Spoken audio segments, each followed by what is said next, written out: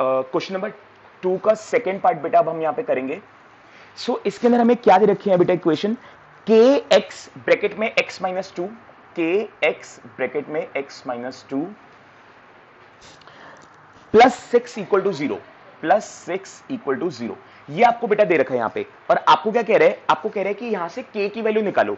अब सबसे पहला जो पॉइंट है ना बेटा वो तो ये है कि ये क्वाड्रेटिक फॉर्मूला तो दे ही नहीं रखा, आई मीन टू से क्वाड्रेटिक इक्वेशन तो दे ही नहीं रखी आपको। तो क्योंकि क्वाड्रेटिक इक्वेशन कैसी होती है, क्वाड्रेटिक इक्वेशन इस तरीके से होती है कि एक तो इसमें x का स्क्वायर आना चाहिए, एक इसमें x आना चाहिए, तो वो तो है ही नहीं यहां पे। तो पहले इसको क्वाड्रेटिक इक्वेशन बनाओ। कैसे बनाएंगे, ये जो के एक्स है ना ये एक बारी इस x से भी मल्टीप्लाई होगा और एक बारी माइनस टू से भी मल्टीप्लाई होगा। तो अब मल्टीप्लाई होके क्या आएगा, के एक्स अगर x से मल्टीप्लाई होगा तो ये आएगा के एक्स का होल स्क्वायर, मतलब होल स्क्वायर नहीं कहेंगे, के एक्स स्क्वायर बोलेंगे, होल स्क्वायर मैंने गलत बोल दिया, तो इसको के एक्स स्क्वायर बोलेंगे। और फिर के एक्स को माइनस टू से करेंगे तो आएगा माइनस टू के एक्स, और प्लस सिक्स वैसे का वैसे इक्वल टू जीरो। अब अगर आप ध्यान से देखोगे तो ये क्वाड्रेटिक इक्वेशन बन गई, क्योंकि यहाँ पे एक्स स्क्वायर भी आ रहा है, एक्स भी आ रहा है और विदाउट एक्स भी आ रहा है, तो ये बन गया आपके पास। अब यहां से ए क्या है मेरे पास, एक्स स्क्वायर के साथ वाला के, बी क्या है मेरे पास, एक्स के साथ वाला टू के, वो भी माइनस में क्योंकि यहां माइनस चल रहा है, और सी क्या है बेटा मेरे पास, सिक्स।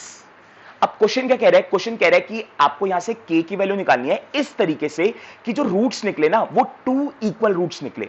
अब टू इक्वल रूट्स बेटा कब निकलते हैं, जब b क्या होता है, जीरो के इक्वल होता है, तभी आपके पास क्या निकलते हैं, टू इक्वल रियल रूट्स, ये तभी निकलते हैं आपके जब b इक्वल टू क्या होता है, जीरो। अब अगेन अब तो वैसे ही करना है जैसे पहले भी करा था अभी से प्रीवियस क्वेश्चन में, b square minus four a c equal to zero. अब b की जगह क्या आ जाएगा बेटा, माइनस टू के, तो माइनस टू के का स्क्वायर, फिर माइनस फोर ए की जगह आएगा बेटा के, ये रख के, और c की जगह आएगा सिक्स इक्वल टू जीरो। फिर माइनस टू का स्क्वायर बेटा फोर होता है, माइनस हट जाएगा, और k का स्क्वायर भी के स्क्वायर होता है। फिर माइनस फोर को सिक्स से करेंगे 24, 24 के, और इक्वल टू में जीरो। अब क्या होगा बेटा, अब अगर आप ध्यान से देखो तो इन दोनों में क्या चीज कॉमन आ रही है, इन दोनों में बेटा मेरे पास कॉमन आ रहा है, एक तो 4 आ रहा है और एक k आ रहा है। कैसे आ रहा है ध्यान से देखो, 4 और 24 दोनों किस कॉमन टेबल से डिवाइड होते हैं, 4 और 24 कौन से कॉमन टेबल से डिवाइड होते हैं, तो वो 4 के टेबल से डिवाइड होते हैं। और यहाँ पे k का स्क्वायर है और यहाँ पे k है, तो इसके पास 2k है, इसके पास 1k है, तो 1k कॉमन आ जाएगा, तो बचेगा क्या, 4k स्क्वायर में से अगर 4 कॉमन आ गया और k स्क्वायर का 1k कॉमन आ गया तो अंदर 1k बचेगा, माइनस 4 के टेबल में 24 6 पे आता है, और जो ये एक k है ना ये कॉमन आ चुका है, तो k इसके पास नहीं आएगा, इक्वल टू जीरो। इस तरीके से यहां से कॉमन निकल जाएगा।